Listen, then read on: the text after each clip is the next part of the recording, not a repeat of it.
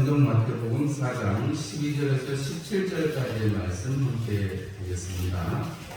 신약성경 마태복음 4장 12절에서 17절까지의 말씀 한 목소리로 합독하도록 하겠습니다.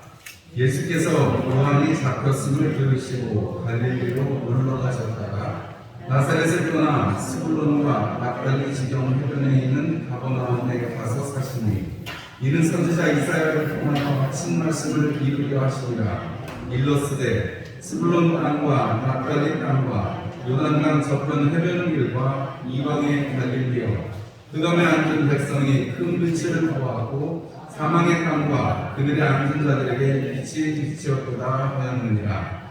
이때부터 예수께서 비로소 전파하여 이르시되 회개하라 천국이 가까이 왔느니라 하시더라. 아멘. 이 말씀을 듣기에 앞서서 우리 각자 또 하나님 앞에 소망하시는 하고 그 말씀의 은혜를 달라고 함께 간구하는 시간 들어보겠습니다. 잠깐 기도하시겠습니다.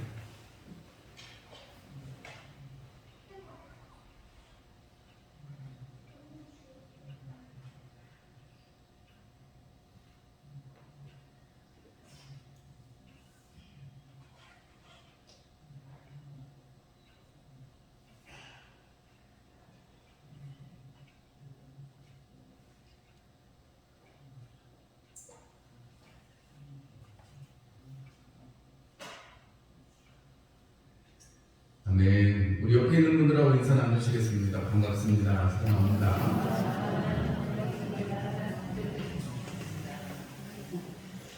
우리 멀리 계신 분들하고도 손으로 인사도 하시고 눈도 맞추시고 몇 주 못 나오신 분들도 계시고 그런데 할렐루야. 반갑습니다. 사랑합니다, 여러분.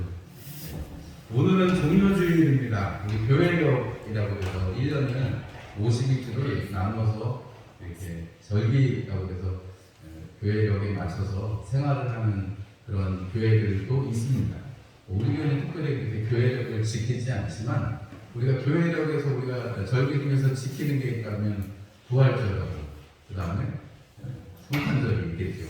우리 성령 강림절도 되게 중요한데 성령 강림절은 조금 잘 그렇게까지 중요하게 잘 생각하지 않는 것 같은 그런 부분들이 있다라고도 제가 말씀을 드리기도 했습니다.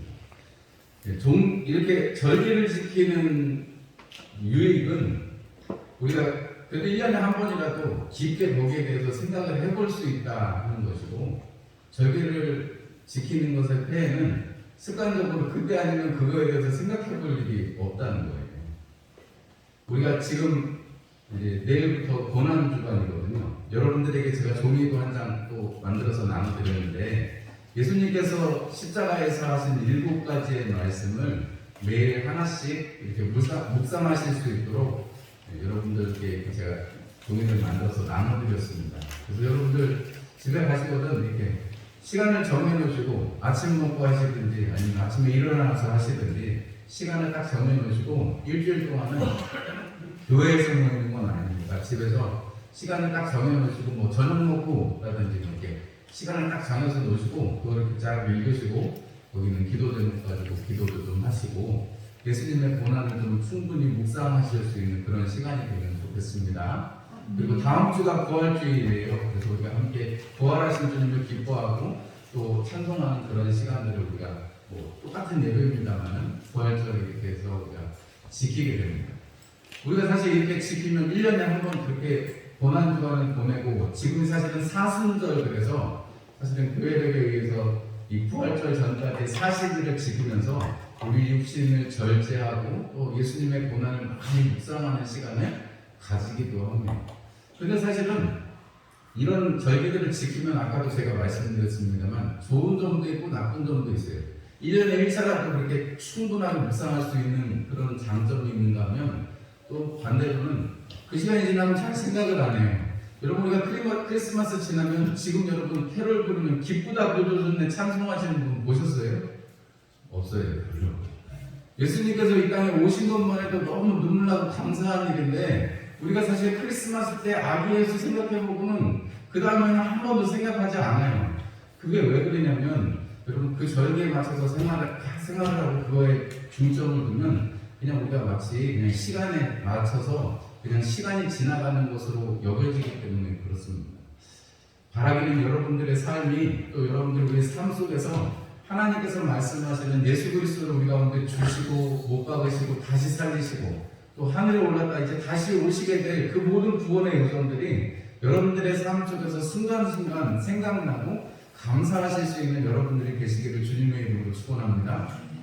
봄이 되니까요, 막 지들이 알아서 막 나오잖아요. 물만 조금, 비가 조금만 내려도 어찌나 그렇게 우리가 부를 때는 잡초지만 풀이지만 여러분 다 이름이 있잖아요, 그죠? 예쁜 꽃을 피우기도 하고 조그만 꽃이지만 다 피우는데 밭을 가려고 하니까 다 이렇게 뽑아야 돼서 좀 미안하기는 합니다만은 여러분 풀도 다 자기 생명을 하려고 꽃을 피우고 또 씨를 냅니다. 저기 마당에 사과나무 두 그루 심어놨더니 이제 막 몸이 튀고 있어요. 대추나무는 아직 이렇게 뭐 기운도 없는 것 같습니다. 대추나무가 제일 늦게 싹이 나는 것 같더라고요. 한 2, 3년 지나보니까 그런 생각이 심어놓고 보니까 지켜보니까 그래요. 시간의 차이는 있을 수는 있지만 여러분 다 이 세상 만물이 그 절기를 따라서 쭉 움직여 가는데 여러분 우리도 이 교회력이라는 것을 지키는 것은 아니지만 여러분 이 안에서 우리가 충분히 또 하나님의 은혜를 묵상하고 여러분들의 삶의 이 한 주간에 주님의 고난이 나에게 주신 의미, 주님의 고난이 나에게 주신 은혜를 충분히 또 묵상하실 수 있으면 좋겠습니다. 여러분 꼭 그렇게 하시면 좋겠습니다. 오늘 마태복음 4장 12절에서 17절의 말씀으로 갈릴리와 빛이라는 제목으로 함께 말씀을 나누려고 합니다. 우리가 오늘 예수님께서 시험을 받으신 후에 마귀에게서 시험을 받으신 후에 그 다음에 오늘 마태복음에는 그리고 누가복음에는 똑같이 예수님께서 갈릴리로 가셨다라고 기록을 합니다. 그런데 요한복음은 예수님께서 유대 지역에서 조금의 사역을 하시는 장면이 나오거든요. 조금 이렇게 진술이 조금 다른 면이 있습니다.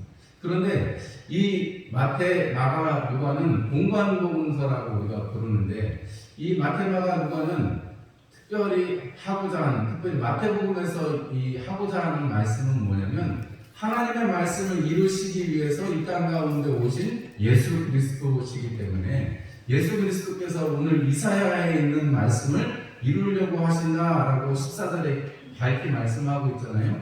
예수님께서 갈릴리에 가셔서 사역하심으로 말미암아서 이방의 갈릴리, 그 갈릴리에서 선한 것이 날 수 있겠냐라고 말하는 우리 요한복음에 보면 그렇게 질문을 하잖아요.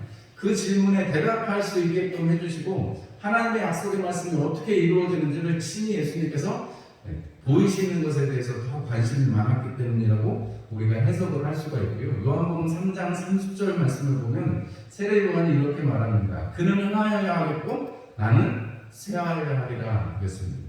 그런데 그게 어느 순간에 나는 끝!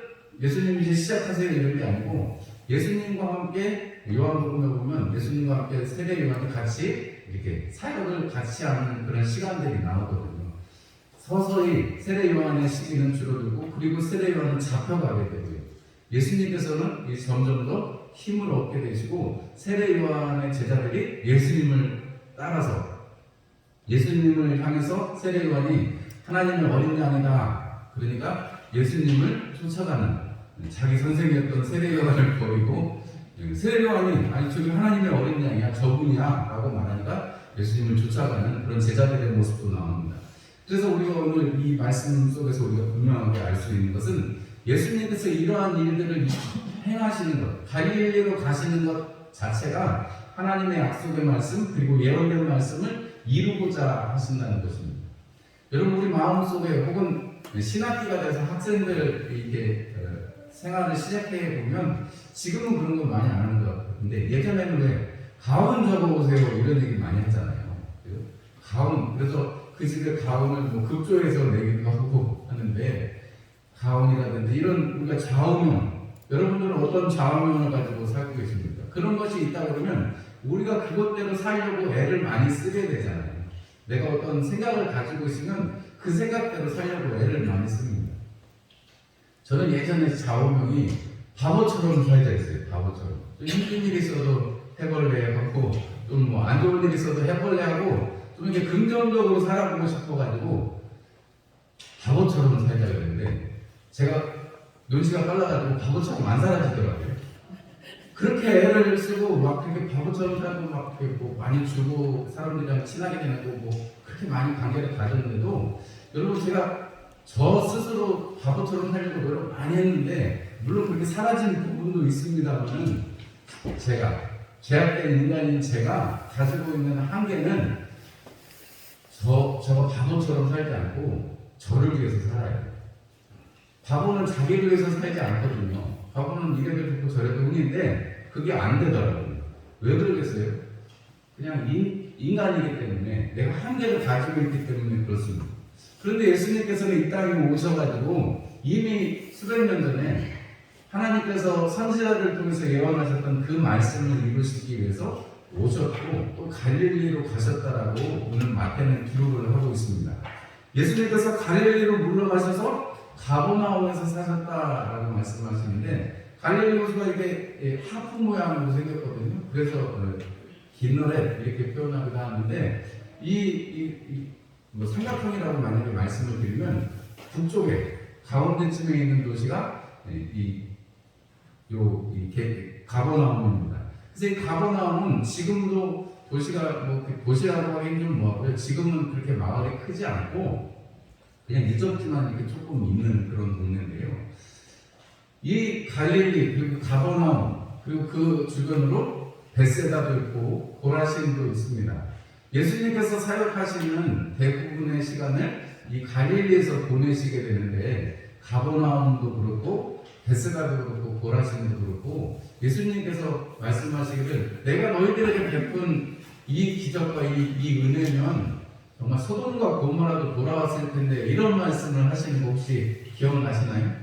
여러분 화있을진저라고 말씀하시면서 예수님께서 그렇게 많은 일들을 행하셨음에도 불구하고 그 갈릴리 지역에 있는 이 가버나움이라든지 벳세다라든지 고라신이라든지 이런 땅에 사는 사람들이 온전하게 또 주님의 그 약속에 그 사역에 충실하지 않은 모습도 보여줍니다. 예수님께서 이 갈릴리로 물러가셨다는 것 자체가 이사야서 9장 1절에 2절의 말씀을 이사야의 말씀을 이루십니다라고 오늘 마태는 기록을 하고 있는데 이 이방의 땅에 가서 사시는 것을 통해서 사실은 우리에게 말씀하시는 것은 바로 우리가 이방의 땅과 같은 흑암에서 사는 것 같은 죄악의 사망의 그늘에 사는 것 같은 우리들이지만 예수님께서 우리의 삶에 오시면 우리 가운데 우리가 빛을 보는 것이요 빛 가운데 거하는 삶을 살게 된다는 것을 오늘 주님께서 우리 이 갈릴리로 가시는 예수님을 통해서 말씀해주고 계신 것입니다. 여러분 예수님 믿고 좋으신 게 뭐가 있으세요? 예수님 믿고 내가 이거 나 정말 예수님 믿기 정말 잘했다 이렇게 생각되시는 게 뭐 있으세요? 교회 오면 친한 사람, 좋은 사람이 있어서 교회 오시는 거예요? 그거는 아닐 거 아니에요. 사실 이런 정성이면은 여러분 세상에 나가서 더 많은 사람들, 좋은 사람들을 사귈 수도 있을 겁니다. 그런데 여러분 우리가 매주 이렇게 교회에 오고 저녁에도 오고 수요일도 오고 어떤 분들은 새벽에 오기도 하시고 여러분 우리가 마음을 다해서 내가 믿는 하나님 앞에 기도하면서 우리가 일생을 살아가게 되는데 여러분 믿고 난 이후에 우리의 삶이 여러분 뭐가 좋으세요? 어떤 것이 좋으세요? 여러분 사실 이 갈릴리 지역은 그래도 지대가 좀 높고 그래도 이슬이 많이 내리기 때문에 여기 되게 좀 그래도 비옥한 땅에 속합니다. 예루살렘에 있는 유대 지역에 비하면 이 갈릴리 쪽의 이쪽은 훨씬 살기가 좋은 곳이에요. 납달리, 스불론 이 땅은 지파들에게 주어졌지만 사실은 온전히 다 개척되지 못하고 전쟁으로 하나님 앞에 돌아오지도 못했습니다. 물론 다윗이 다윗 때에는 다 다스렸지만 나중에는 일찌감치 빼앗기고 결국 북이스라엘이기 때문에 이 땅들은 이방의 땅이 되어서 오늘 여기 보면 이방의 갈릴리라고 표현을 하는데 이방의 갈릴리라는 것 여러분 유대인들이 이방인 어떻게 여기게 되는지 아시죠? 개처럼 여긴다고 했습니다. 이방인은 하나님께서 버리신 것처럼 그래서 유대인들에게 사고 속에는 이방인들은 하나님을 모르는 저들은 그냥 지옥불의 불쏘시개일 정도로 아무 가치가 없는 거예요. 그러니까 지금 이방의 갈릴리라고 표현한다 그러면 유대 지방에 사는 유대인들, 바리새인들이나 열심히 있는 사람들의 생각으로 치면 이미 오래전에 북이스라엘 왕국이 망했고 거기에 다른 나라 사람들이 와서 살면서 막 섞여가지고 사마리아 사람들이 이를테면 요한복음에 나오는 사마리아 여인이 우리는 이 산에서 예배하는데 당신들은 유대 그 예루살렘 산에서 예배하는군요. 그래서 이렇게 막 말을 섞는 장면이 나오잖아요. 시간이 많이 지나면서 그 포로로 지나갔던 그 시간 속에서 많이 섞여가지고 사실은 이 이스라엘의 그쪽 이 갈릴리나 이 지역은 사실은 이방이나 마찬가지인 그런 땅. 유대인들이 생각했을 때는 신실하게 정말 하나님의 말씀을 따르고자 하는 바리새 운동에 조금이라도 영향받은 사람들 입장에서는 이방이나 마찬가지인 거예요. 그래서 거기에서는 선한 것을 알 수가 없는 것입니다. 그런데 오늘 예수님께서 거기에 가셔가지고 그 중에서도 특히 가버나움, 그 당시에 그 가버나움은 해안가에 있기 때문에 사람들이 많이 몰려들고 또 거기를 통해서 뭐 지금의 중동 땅이라든지 아니면 애굽으로 내려간다든지 하는 이런 교통의 요지가 되기 때문에 굉장히 좋은 그런 도시였다는 말이죠. 그런 곳에 가셔서 예수님이 사역을 하시게 됨으로 말미암아서 갈릴리 지역에 두루 다니시면서 전도하시는 예수님의 모습을 우리가 볼 수가 있게 됩니다.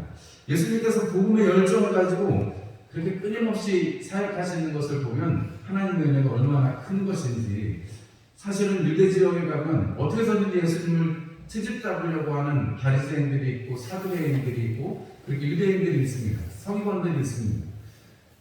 여러분, 그런 사람들을 떠나서 오히려 이 갈릴리에 와서 증거하신 것은 흑암 속에 있는 백성들, 바로 우리 제 가운데 사는 이방의 갈릴리라고 표현하지만 사실은 거기에 빛이 비추었고 그 빛을 보았고 빛이 비추었다라고 표현을 하는데, 그것을 통해서 그 흑암에 앉은 자들에게 새 생명, 어두운 가운데 빛이라는 것이 얼마나 큽니다. 여러분, 사진을 만들 때 보면 원시적인 사진을 만들었던 그 구조를 보면요, 이렇게 상자 같은데 바늘구멍 같이 이렇게 하나를 내고 인화제를 반대편에다가 두어서 이렇게 노출을 시켜가지고 사진을 찍는 것처럼 이렇게 노출을 시켜가지고, 그래서 이제 인화제 빛이 그 바늘구멍만한 곳으로 들어오면 그 종이에 상이 거꾸로 맺히는 거예요. 그래서 사진이 나오거든요. 아주 조그만 바늘구멍 같은 건데 그 바늘구멍에 빛이 들어오면 상이 맺혀서 사진이라는 걸 얻을 수가 있거든요. 군대에 있을 때 제가 전방에 있었는데 금음날이 되면 별만 있지 달이 없잖아요. 그럼 너무 깜깜한데 그때는 정말 조그만 거 하나만 켜도 불빛이 다 보일 정도로 그렇게 작은 불빛 하나가 굉장히 큰 역할을 감당하는 것을 봅니다. 그런데 오늘 이 흑암에 앉은 백성들에게 큰 빛이라고 말씀하시고 그들에게 빛이 비추었다라고 말씀하시는 것은 이 세상, 사실은 지금 예수님께서 마태복음에 이 마귀에게 세 가지 시험을 받으시면서 이 세상 속에 살아가는 육신을 입고 있는 우리 인생이라면 누구나 겪고 있는 어려움들이 있잖아요. 그 어려움이 있고 사망, 죽을 수밖에 없는 그 마귀의 그 압제 가운데 살아가는 우리들에게 큰 빛이신 예수 그리스도를 보게 하시고 그 빛이 비추는, 그 생명이 비추는 삶을 우리 가운데 얻게 하셨다는 것은 우리에게 큰 은혜입니다. 계속해서 이사야는 60장 1절 말씀에 이렇게 말합니다. 일어나라, 빛을 발하라. 이는 내 빛이 이르렀고 여호와의 영광이 내 위에 임하였음이니라. 이렇게 말합니다. 이사야가 말했던 그 흑암에 있는 스불론과 납달리 그 땅에 큰 빛이 비치고 사람들이 빛을 보았다는 것을 60장에 가면은 일어나라, 여호와의 영광이 내게 임하였다라고 말할 때, 빛을 발하라 할 때, 여러분, 우리가 그 빛을 여러분 받는 반사체가 되어서 우리가 이 세상에서 살아갈 힘을 하나님이 주시기 때문에 그 힘으로 살아가라고 주님께서 간권하시는 것을 우리는 알 수가 있습니다. 여러분, 흑암의 땅, 사망의 땅이라고 오늘 기록합니다. 여러분, 이 땅에서 죽는다는 것이 얼마나 슬픈 일이고 어려운 일입니까? 잊혀진다는 게 얼마나 힘들어요. 그런데 하나님께서 우리를 기억하시고 하나님께서 우리를 하나님의 나라, 하나님의 집을 예비해 주셔서 우리가 이 땅에서 삶이 끝이 아니고 여러분 우리에게 하나님께서 영적인 눈을 열어주시고 영적인 길을 열어주셔서 예수를 믿게 하시는 것이 얼마나 큰 은혜인지 우리가 어둠 속에서 빛을 찾아서 여러분 살아갈 수 있게 해주신 것이 얼마나 큰 은혜인지 여러분 우리가 감사하고 또 찬송하고 또 찬송하는 그런 이번 한 주간이 되시기를 주님의 이름으로 축원합니다. 예수님께서 이 일을 행하실 때 갈릴리로 물러가셔서 가버나움에 가서 사셨다 이렇게 표현합니다. 여러분 우리가 때때로는 물러날 때도 있고 때때로는 어디 가서 살 때가 있습니다. 예수님께서 갈릴리로 물러가셨다는데 이건 굉장히 능동적인 표현이라고 해요. 예수님께서 갈릴리로 물러가신 것은 세례 요한의 그 잡힘을 보고 예수님께서 잠깐 갈릴리로 물러가셔서 거기에서 사역을 다 하시게 되는데 여러분 우리가 이제 다음 주에 또 살펴보겠습니다만은 예수님께서 갈릴리에 가셔서 하신 일이 오늘 여기 마태복음에서 뒤에 보면 예수님께서 제자들을 부르신 장면이 베드로를 나를 따라오너라 하신 이런 장면도 나오게 되고 예수님께서 이제 드디어 천국복음을 전파하시고 가르치시고 선포하셨다, 병든 자들을 고치셨다 하는 이야기가 나옵니다. 예수님께서 그렇게 하신 일에 대해서 마태복음은 우리가 오늘 보지는 않았지만 마태복음 4장 마지막에 나타나는 이 말씀을 3번에 걸쳐서 똑같은 말씀을 하거든요.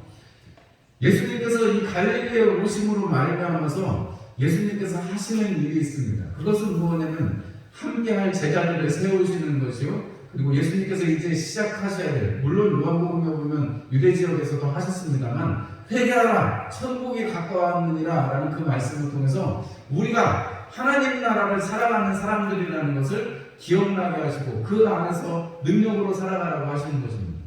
여러분 국적이 뭐세요? 대한민국이죠. 그죠? 너무 쉬운 거 물어봐서 여러분 국적이 다 뭐예요? 대한민국입니다. 여러분 이렇게 물 건너가실 때 비행기 타실 때 쓰잖아요. 세인이가 어렸을 때 비행기를 타고 제주도로 갈 일이 있는데 옆에 있는 아줌마가 야 너 어디서 왔니? 그랬더니 저는 대한민국에서 왔습니다. 그래가지고 제주도로 가는데 본인이 있어서 좀 그렇긴 합니다만 아주 어릴 때 자랑스럽게 자기는 대한민국에서 왔다고 서울에서 비행기 타고 서울에서 왔다고 하면 될 건데 그랬던 기억이 있습니다. 근데 여러분 우리가 어디에서 왔는지 되게 중요해요. 우리가 국적을 어디를 가지고 있는지 되게 중요합니다. 하다못해 지금 이방의 갈릴리에 사는 자들에게 하나님께서 은혜를 베풀어 주셔서 이방의 갈릴리에 빛이 오고 그 빛이 비추어서 어둠이 물러가고 그들 가운데 빛이 비추어서 여러분 생명이 샘솟게 되었는데 어둠에는 여러분 생명이 싹 틀 수가 없잖아요. 빛이 비춰야 싹이 되고 여러분 싹은 뭐 어둠에서는 틀 수는 있어도 자라려면 빛이 필요하잖아요. 지난주간에 제가 교육관에 들여놨던 화분을 다 여러분 그 현관에다 들여놨습니다. 다 보셨을 거예요. 현관에 내놓으니까 하루 이틀 지나니까요. 안에서는 시들시들하고 잎도 떨어지고 그러던 아이들이 물도 좀 듬뿍 먹고 그러니까 광이 나는 것 같아요. 빛을 아주 충분하게 먹고 나니까 얘네들이 훨씬 살아난 것 같은 그런 느낌이 들어요. 제 느낌적인 느낌인지는 모르겠습니다. 그런데 여러분 빛이 비추니까 생명이 약동하게 되니까 여러분 움직이고 더 활발해지는 것을 볼 수가 있습니다. 제가 나무 이름 하나는 모르겠는데 겨우내 잘 있는 것 같더니 이파리가 다 떨어졌어요. 그런데 저기 내놨으니까 이제 물 주고 햇빛 많이 받고 그러면 다시 또 푸르러질 겁니다. 그럼 우리에게 이 세상에서 이 흑암에 앉은 것 같은 우리들에게 예수님이라는 빛을 우리 가운데 비춰주시고 그 빛을 가지고 살아가게 하시는 하나님의 크신 사랑에 대해서 여러분 감사하시는 이번 한 주간이 되시기를 주님의 이름으로 축원합니다.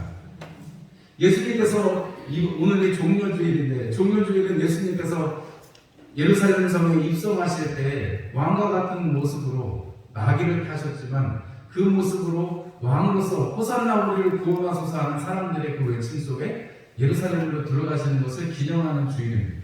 그런데 여러분 그 외침이 일주일도 지나지 않아서 예수님을 못 박으라고 하는 함성으로 바뀝니다.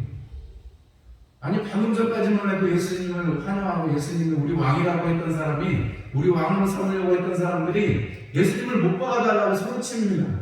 그것도 자기들이 아니고 이방인 총독한테 빌라도에게 소리쳐서 예수는 못 받고 바라바를 놓아주십시오라고 소리칩니다. 여러분, 누가 어두움에 있는 사람입니까? 예수님을 보고도, 예수님과 함께 생활하고도, 예수님에게서 그 광야에서 그 말씀을 듣고도 여러분 주님을 온전히 따르지 못했던 그 일들이 왜 그렇습니까? 하나님의 말씀이 그 안에서 역사하지 못하는 것에 대해서 여러분 예수님이 부활하신 것을 보고도, 그리고 예수님이 부활하신 사건에 대해서 여인들이 막달라 마리아가 증언했어도 믿지 않는 사람들이 제자들입니다. 예수님이랑 3년 동안이나 같이, 다른 사람은 제쳐놓고라도 예수님이랑 3년 동안이나 같이 사역하고 돌아다녔고 예수님께서 특별히 많이 챙겨주셨던 그 사람들이, 그 제자들이 예수님 살아나셨다고 하니까 헛소리 말을 하고 안 믿습니다. 그래서 마가복음의 마지막에 보면 그들이 믿지 않는 것에 대해서 예수님이 꾸짖으셨다라고 말씀합니다. 여러분, 우리가 흑암의 갈릴리, 이방에서 갈릴리에 빛이 비춰서, 빛이 주어져서 그들에게 이제 빛 가운데, 광명 가운데 살 수 있게 해주셨는데, 여러분 마찬가지로 우리 지금 2020년 이 충청남도, 이 부여군, 이 합성리 땅에 살고 있는 우리에게 예수 그리스도의 이름이 주는, 예수 그리스도가 우리 안에 살아계셔서 역사하시는 그 의미는 무엇입니까? 여러분, 우리가 예수님과 함께 동행한다는 것이 어떤 의미입니까? 여러분, 우리가 그냥 그저 시계추 왔다 갔다 하는 것처럼 교회에 따박따박 주일날 오는 게, 여러분 우리가 주님 앞에 11조 드리고 주님 앞에 여러분 예물을 드린다고 해서 그것이 우리의 신앙을 다하는 것입니까? 그렇지 않을 거예요. 여러분, 예수님을 배신하고 그냥 그 일주일 상관에도 예수님을 못 박으라고 외쳤던 것이 바로 우리이기도 합니다. 예수님의 그 온전한 그 은혜 가운데, 그 빛 가운데 거하지 않으면 언제든지 돌아설 수 있는 것이 바로 우리들 자신입니다. 이 세상이 마치 흑암처럼 우리를 언제든지 주님 앞에서 멀리하게 하려고 우리를 얽어매기 때문에, 사단이 오는 사자처럼 우리를 찾아 헤매이기 때문에, 여러분 우리가 깨어서 주님을 붙들지 않으면, 주님께로 나아가지 않으면 여러분 우리는 흑암에 또 주저앉게 되는 것입니다. 그래서 여러분 오늘 우리가 주님께서 천국이 가까이 왔다, 하나님 나라가 가까이 왔다라고 하시는 이 말씀이, 이 메시지가 중요한 것은 바로 빛 가운데, 그 예수님 가운데 거하라 하는 것입니다.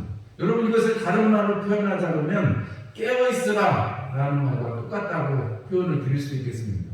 왜냐하면 여러분, 깨어있을, 아니 안 자는 사람은 어디 있어요? 자야죠. 2시간이라도 자야지 사람이 살지. 안 자고 어떻게 살아요? 근데 예수님은 깨어있으라고 말씀하셨어요. 여러분, 왜 깨어있으라고 하셨어요? 우리가 주님 앞에, 주님께 초점을 맞춰서 주님만 바라보고 살아라는 거예요. 믿음의 주요, 또 온전케 하시는 예수를 바라보라는 거예요. 여러분, 그 바라보면 우리가 자고 있을 때, 우리가 밥 먹을 때도 할 수 있는 것입니다. 여러분, 흑암 가운데 빛 한 줄기를 발견하면 여러분 산속을 헤매다가 그 빛 한 줄기를 따라가서 여러분 집을 발견해서 여러분 생명을 구원받는 그런 이야기도 우리가 많이 듣잖아요. 물론 전래동화에서는 그러다가 이렇게 곤란도 당하기도 합니다만은 그건 전래동화고, 대개의 경우는 산속을 헤매다가 조그만 빛 발견하면 그것이 산속에 있는 집이고 거기에서 건짐을 받잖아요. 여러분, 그냥 우리가 이렇게 세상의 이야기에도 그런데, 여러분 흑암에 앉은, 이방에 사망의 그늘에 앉은 저 갈릴리에 예수 그리스도께서 오셔서 일하심으로 말미암아 그 땅에 하나님의 많은 일들이, 기적들이 행해진 것을 우리는 성경을 통해서 봅니다. 여러분, 우리도 마찬가지로 우리 인생이 마치 이방의 갈릴리처럼 있었는데 주님께서 오셔서 나를 부모님이든 아니면 주변의 사람들이든 교회를 인도해 주시고, 또 교회의 마음을 허락해 주시고, 지금까지 이렇게 신앙생활하게 해 주시고 은혜를 주셨다는 것, 히브리서 말씀에 있는, 히브리서 4장 16절의 말씀에 있는 것처럼 우리가 긍휼하심을 받고 때를 따라 돕는 은혜를 받기 위해서 은혜의 보좌 앞에 담대히 나아가시는 여러분들이 되시기를 주님의 이름으로 축원합니다. 그냥 길거리에서 지금 낙이 타고 오시는, 어린 나귀를 타고 오시는 예수님 앞에 그냥 옷자락만 내어드리고 호산나 호산나 할 것이 아니고, 정말로 우리 마음속에 왕이신 예수님을 모시고 여러분 이 한 주간에도 깨어 있으시면서 주님의 그 영광을 노래하시고 여러분 감사하실 수 있는 이번 한 주간이 되시기를 바랍니다. 그래서 이번 한 주간은 지나실 때는 고난의 의미로 많이 묵상하고 또 여러분 그 고난을 통해서 주님께서 부활하심으로 말미암아 사망의 권세를 이기신, 그래서 우리에게 여러분 영생을 약속하신 그것이 여러분들에게 확증이 되시는 시간이 되시기를 주님의 이름으로 축원합니다.